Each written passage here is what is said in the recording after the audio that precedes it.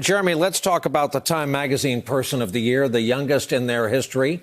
She happens to be 16, and the president trolled young Greta on social media, something she has since accommodated into her social media. So after mocking her, the White House put out a statement attempting to reconcile it. It's tough to reconcile it against Be Best. With their condemnation of Barron's name being invoked in impeachment. Their son is not an activist who travels the globe giving speeches. He is a 13-year-old who wants and deserves privacy. How do they reconcile all of this, you think, at the end of the day? Be Best can be a tough banner to work under.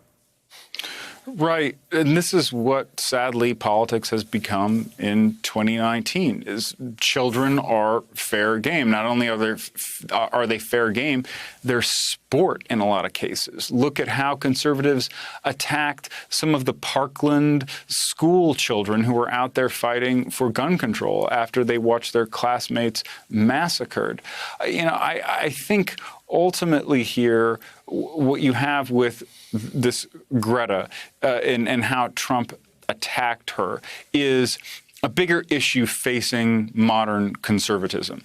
And it's dividing a lot of people within the movement, a lot of people within the Republican Party. And that is a question about whether or not they are more than just anti-progressive, whether or not they are just being too mean. They are letting Trump dictate the tone that they take against their opponents, and they're really letting that define them, that hostility define them, instead of their ideas defining them.